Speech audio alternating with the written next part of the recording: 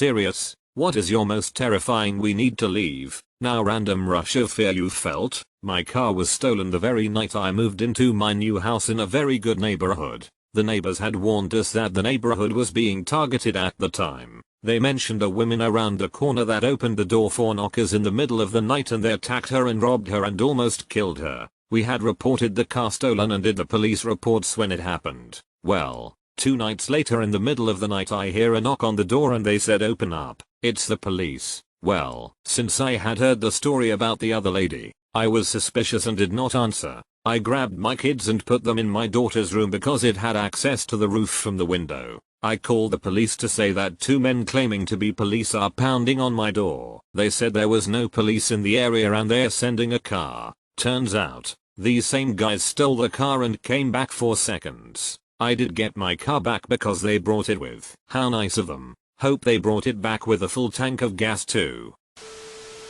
Years ago my BF owned a truck tire repair company. He stopped by a customer's house unannounced one day to try to get a check, as they owed a lot of money. When he came out of the house he was pretty shaken up. He explained the man's numerous other brothers were there. Unusual. Everyone was very jittery but they cut him a check and then rushed him out. He had a scary feeling that day. 2 days later that customer and his brothers were arrested for a murder that they had committed the night before we stopped by.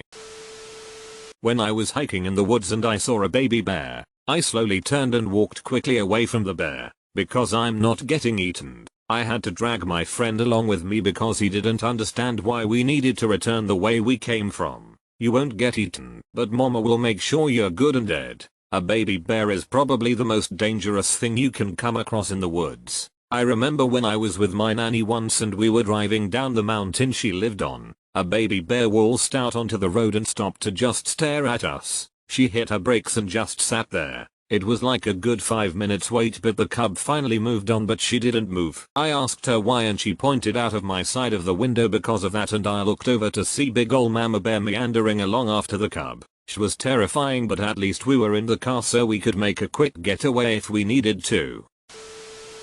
Was riding my bike home from a friend's house when I was a young teen. Over 20 years ago, we had both lost track of time so it was dusk when I left. Lived about a mile away. Was traveling down one of the last roads to get home when I had this weird feeling. So I turned around to look back down the road. Saw headlights pass. Stop. Back up and turn on the road I was on. It was a pretty long road without many houses and no street lights or anything. As soon as they turned I bolted into the woods and hid pretty far in. The car slowly drove by and kept going. No idea what they were doing but I didn't want anything to do with it. This happened to me too. A van kept driving slightly in front of me and stopping so I'd have to pass by. Then waited in a car park at the other side of a lane I had to pass down for me to come out the other side. I could see the guy looking about for me from where I was hiding. Something similar happened to me when I was 16. The guy asked for directions. I was so relieved until I realized he was jacking off and trying to get me and my 9-year-old sister to see. I grabbed her hand and told her to run.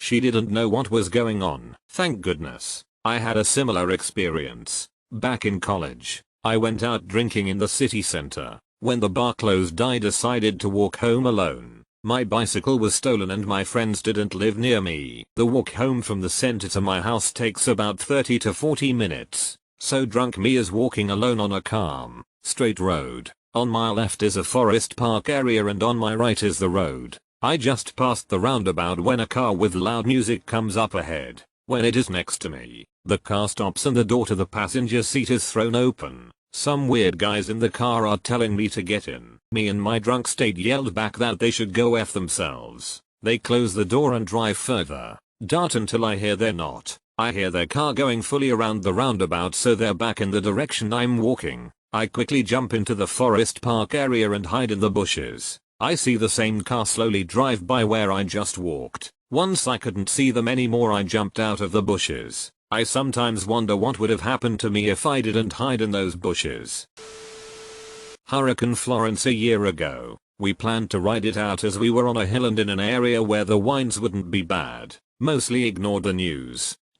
The night before, I got this huge pit of fear in my stomach and begged my dad for us to go stay with my sister a few hours inland. He fought with me about it but I finally convinced him. We came back a week later to find a tree fallen into our house, the house full of water. A tornado formed in the woods behind the house and pushed the tree up a 45-degree slope into our roof and through our house. Now, I will always trust my gut feeling, no matter how stupid it seems. A hurricane and a tornado? Man. Yeah, hurricanes spawn tornadoes pretty frequently. I don't know the science of it, but I know during Dorian earlier this year there were tornado warning sightings all over the Carolinas.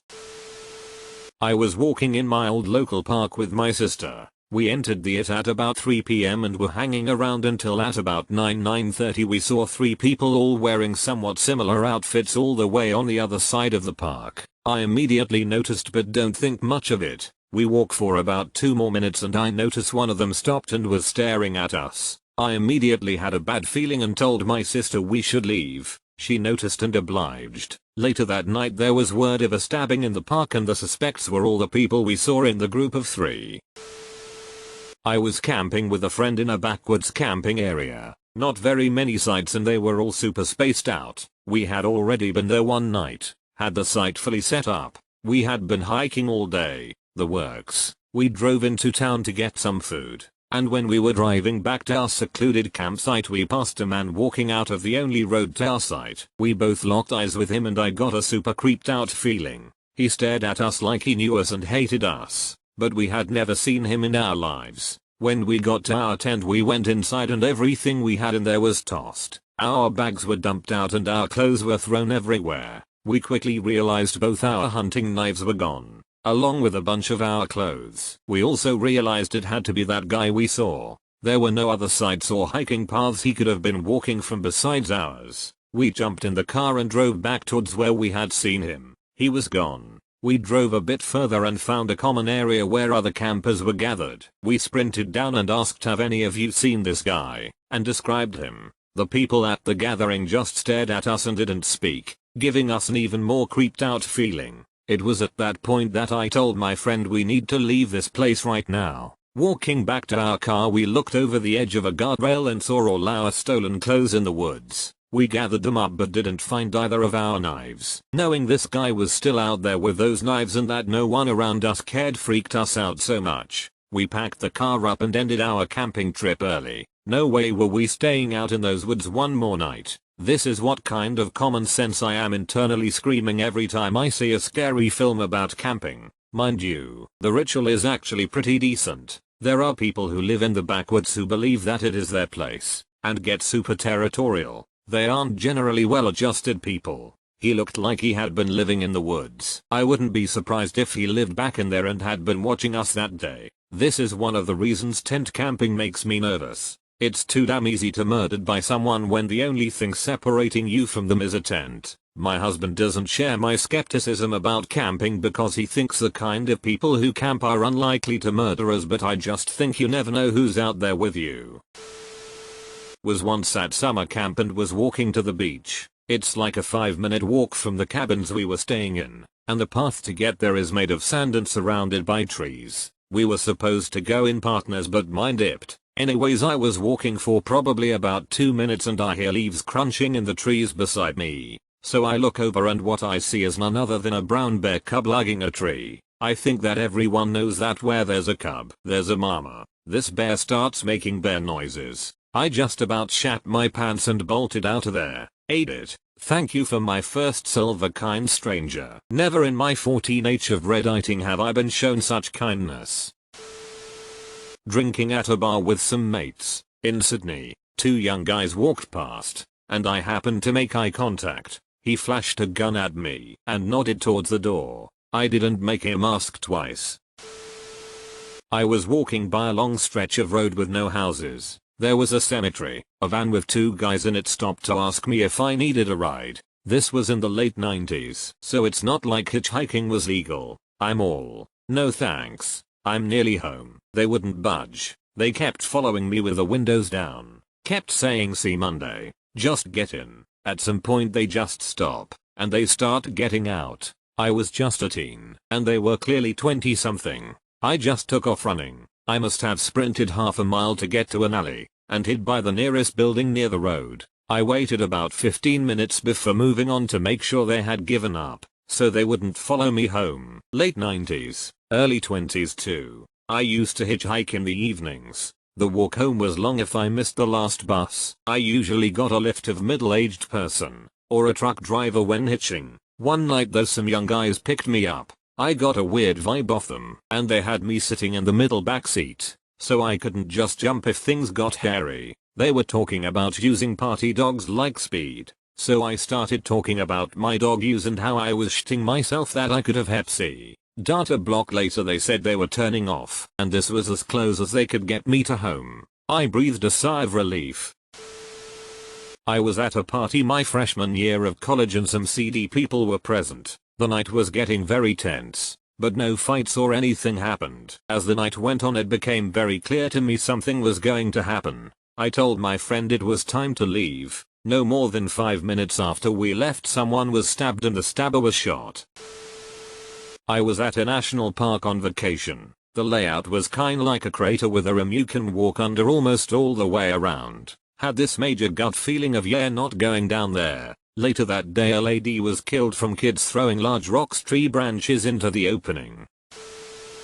When I was a preteen a strange man stopped and asked me for directions that didn't make sense. As I'm trying to help him a van rolls up and the side door opens. I just booked it and never looked back. Damn. I had a similar experience when I was 14. I was walking home from school when a creepy older guy pulled over his work van, got out, was asking me for directions to a well-known local place, and feigning like he didn't understand what I was saying, in an obvious attempt to draw out the conversation. So that alone set off alarm bells in my head, but then he kept looking around the whole time, and I knew he was about to try something. Some lady happened to be walking from her house to her car so I yelled out, "Hey mom, can you come here and help give this guy directions?" Surprisingly, the lady actually came over and she did. She yelled something like, "Your father and your big brothers will be out in a minute. Are you ready to go?" He looked panicked, quickly got back into his car and took off. Once he left,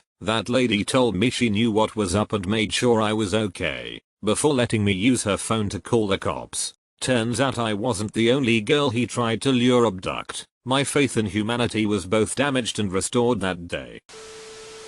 Definitely when my town got hit with the worst firestorm we've ever had in 2017. Thomas Fire. We knew there was a fire somewhere, maybe another town. We weren't too worried. The power is beginning to go spotty, and the winds are howling outside. Then my roommate gets a call from a friend on the other side of town. "My house is on fire. You guys need to pack a bag." After the call was over the power went out and stayed out, so we packed our bags, and I start to hear little plinks against the roof, almost like rain, but it isn't rain, it's just ash. Not 15 minutes had gone by, and I look outside. We lived by a large hill only 2 blocks away, and it was burning. It got there so fast. I got back inside and tell my roommates we have to leave right away. This is when our neighbors started wigging out too. We had to then capture our 3 very scared and confused cats. It was so crazy to drive away and see only blackness ahead of you, but in your rear view mirror only flames. Our neighborhood home ended up being spared. However, many of my friends who lived closer to the mountains were not so lucky. I can't imagine the fear.